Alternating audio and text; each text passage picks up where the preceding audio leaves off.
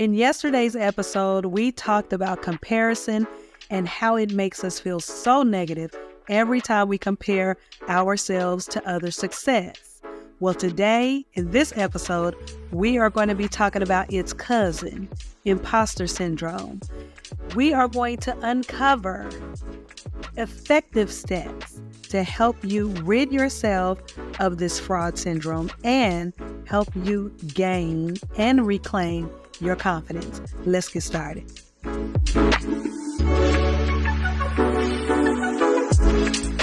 So, hey guys, I thank you so much for joining me again on the Affirming Power podcast. I am Crystal Bedford, your host, and I am a multi-business owner. I am a mindset advocate today and forevermore. I am a singer and songwriter and the author of Avoiding the Self Sabotage Trap. Before we get started, I'm going to ask you, will you please hit the subscribe button or the follow button right now? Don't forget to share this episode and make sure that you like it, okay? And comment, because I want to know what you have to say too. Feel free to share your thoughts or your wins. Even if you listened to the last one and you want to drop your wins here, go ahead and do it. I welcome them. But before we get started, we are in the middle of, or we're almost getting close to the end of a series that I've been doing here on Affirming Power podcast. Avoid Self Sabotage. That's the name of the series, right? So today, like I said, we're going to be talking about comparison, but all this good information, honey, is coming right from my book, Avoiding the Self Sabotage Trap. You can get it at www.avoidselfsabotage.com. It's an ebook form as well as the physical copy for those of you that love paper products. But grab the book, because let me tell you, this is not a one-time read book. This is a application implementation book that you can use at any time in your life when you are experiencing any of 10 different types of self-sabotage. Even if you're experiencing them and you want to overcome them or you want to avoid them, this book, Avoiding the Self-Sabotage Trap, is perfect for you. So go ahead, click the link in the description and grab your copy. And then that way you can follow along too. So without further ado, we are going to be talking about imposter syndrome. Have you ever felt imposter syndrome before? Oh my gosh, let me tell you. Imposter syndrome, if you don't know what imposter syndrome is, I'm going to cover it as I read through this chapter. But I think everybody has experienced it once or twice or more in their lives. I know I experienced it a lot, especially as an entrepreneur when I first got started. And it's really a subtle thing to experience because a lot of people don't know what it is, why they feel this way. But we're going to get into it without further ado, talking about imposter syndrome. So let's just go on and get started, right? Get started, Crystal. Okay. So imposter syndrome is also known as fraud syndrome. It's when a person thinks they are undeserving of their achievements, not worthy, ill-equipped, or not smart enough to get the job done. In addition, they believe that people will soon discover that they are lacking in that area and that their insecurities and inadequacies will be revealed. No matter your race, sex, religion, or economic status, most people have felt that way at least once in their lives. This is not something you can see on the outside or cover up, okay? It's not something people wear on the sleeves, all right? This crafty culprit is something that lives in us. Most of the traits we discuss in this book reside in our minds, but this one is besties with fear and insecurity. If this were a gas chamber, imposter syndrome would be the chamber and fear and insecurity would be the toxic gases that take you out. The good news is that although this is deeply embedded in the subconscious, it can be reversed with some psychological elbow grease. You don't have to be its victim. You just have to find a way to escape its hold on you. And that's why we're here. That's why you're listening, because you want to escape the hold of imposter syndrome. And let me tell you, imposter syndrome really, it really creeps up You feel like, I don't know if I'm dealing with imposter syndrome, or I don't know if I've ever dealt with that before. I don't know how to tell. Well, we're going to get to the signs so you can tell if you are dealing or have dealt with imposter syndrome. So that's why I stopped myself before, because I have a tendency to jump ahead of where I'm going because I get so excited. I just throw everything out there. So we're not going to do that today, or I'm not going to do that today. Okay, so the number one, the first sign, not number one, but the first sign of imposter syndrome is that you're not good enough for the job or opportunity.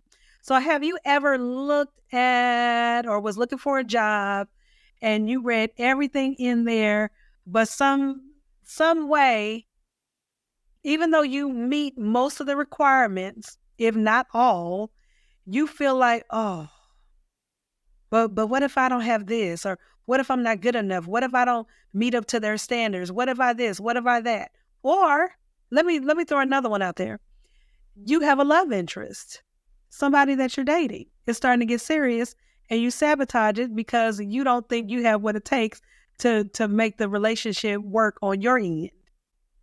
Imposter syndrome comes in many different ways, in many different situations. It's not just if you're about to start a business or a church, if you're about to start a family. Imposter syndrome comes up so much, and especially for you new parents, you might be excited about that baby, but it could be something on the inside of you that is saying, what if I'm not a good parent? All those different fears and thoughts and potentials that could possibly never happen, the things that you think about and ruminate on, that comes from imposter syndrome because you don't think that you're capable of doing whatever it is that you're fearful of doing or fearful of not being able to do it well. That's imposter syndrome. So here's another sign of imposter syndrome. You are scared people are going to find out your flaws and deem you unworthy.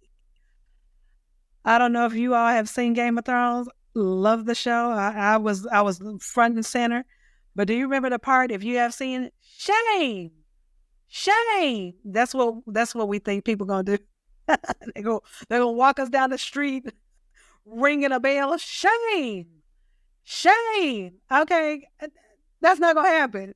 Okay. But we're scared that people are going to find out that we're not as good as what they think we are. And so we need to hurry and get out before they put us on blast. Okay. That is a sign that you are dealing with imposter syndrome, also known as the fraud syndrome. Another sign is you compare yourself. Remember I told you we just talked about comparison, its cousin.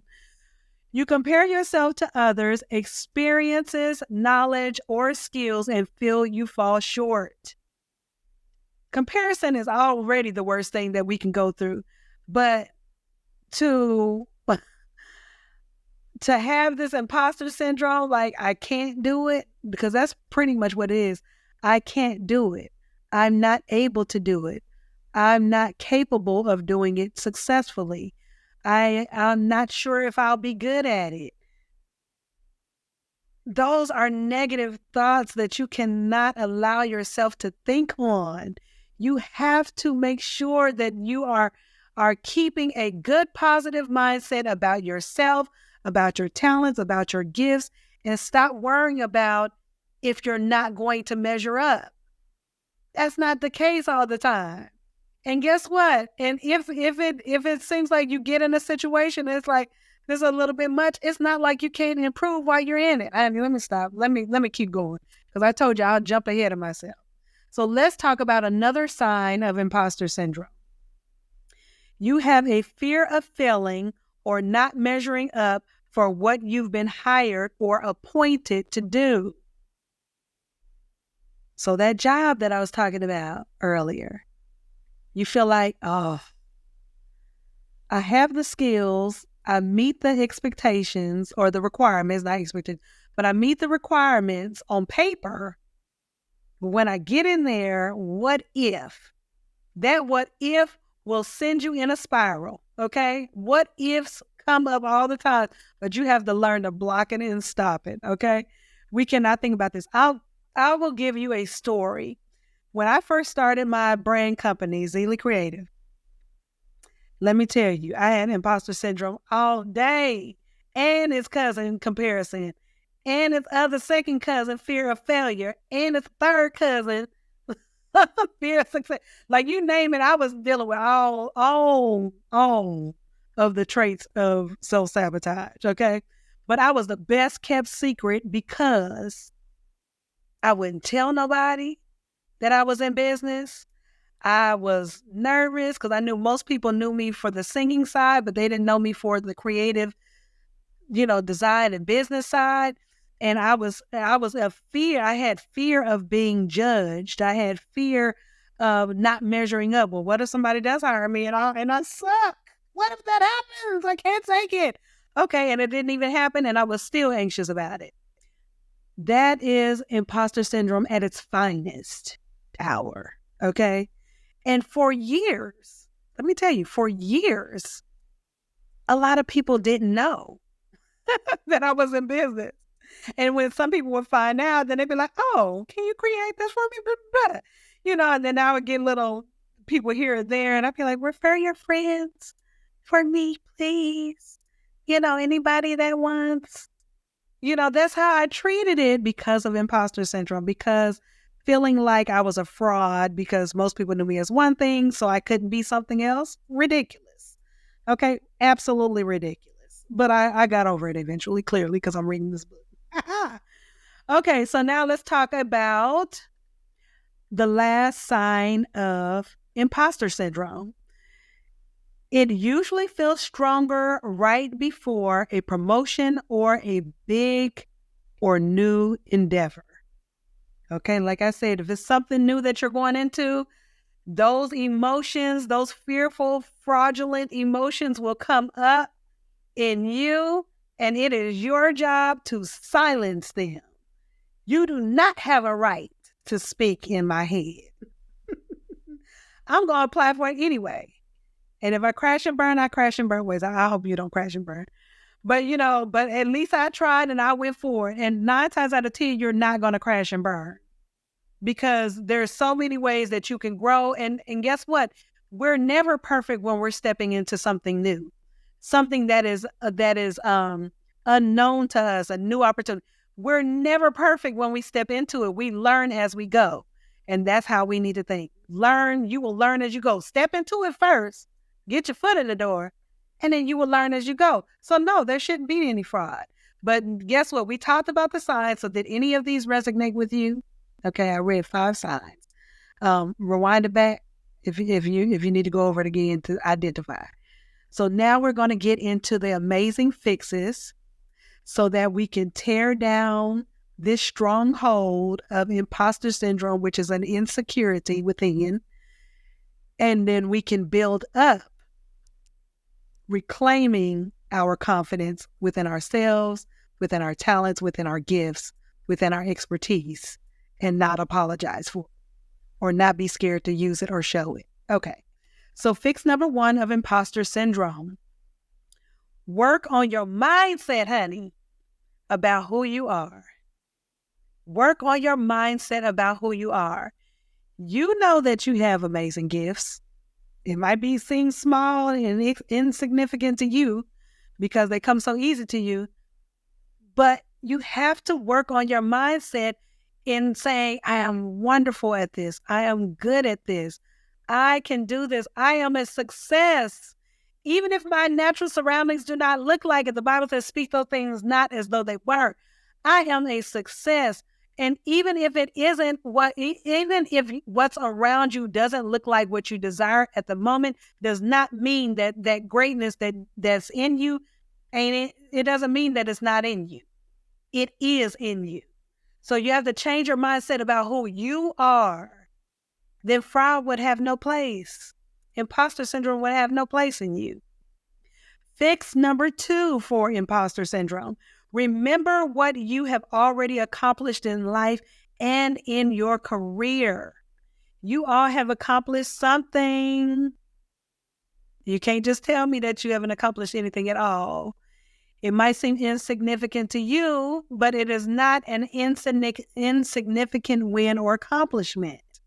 So dig deep within yourself and pinpoint those amazing, amazing accomplishments that you've had in life, whether you had it as a parent, whether you had it as a wife, and whether you had it even as being an amazing single person, whether you have had it in your career, in your business, in your ministry, whatever.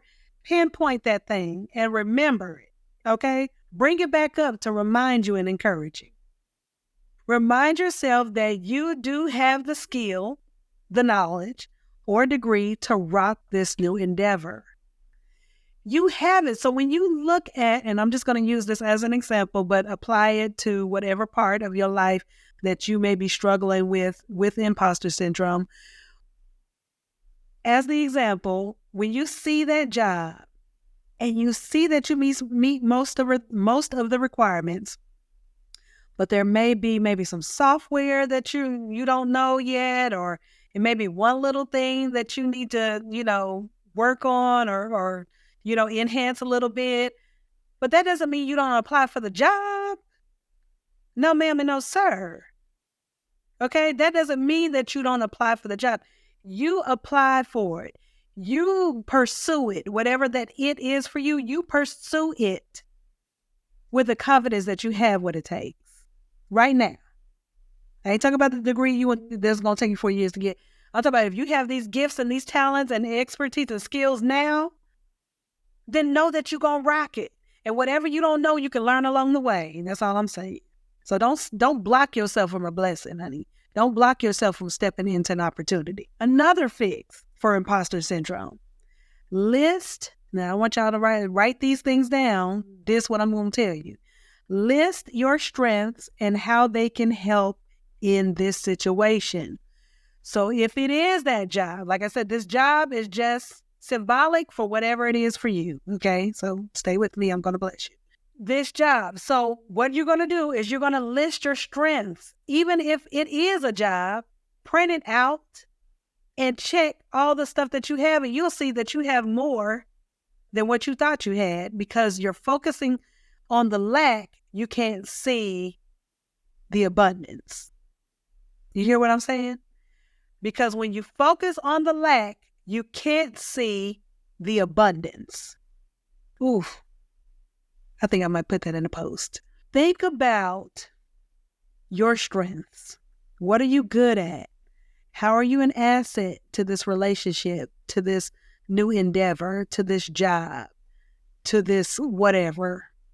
How are you an asset? How are you a blessing? How are you a gift? Okay, how do you meet the requirements? Write it down. Check it off if it's a job post, just check it out. But write it down. How are you an asset? Write down your strengths. You have to. When I tell people people that I've mentored and even in master classes that I've had, when I tell people to write things down, and even I'm going to tell you the truth, even it's been hard for me at times to write things down because I just don't like writing. I'd rather type it out. But it's something significant about writing, but write it down because you need to see this. It's not enough when you run it in your head. You need to see these things written down that are good things for you. You have to do it. You don't have to do it, but I encourage you to do it. Okay. I'll motivate you, inspire you to do it. Okay. The last fix for imposter syndrome. Remember that everyone has flaws and no one is perfect in every way. No one is perfect in every way. Remember that. Once you accept that you are a flawed individual, beautifully flawed, let's be clear. You are a beautifully flawed individual. Once you realize that, imposter syndrome has no place. That fraud spirit on the inside of you has no place. Because you be like, even my flaws are beautiful. Even my flaws can help somebody.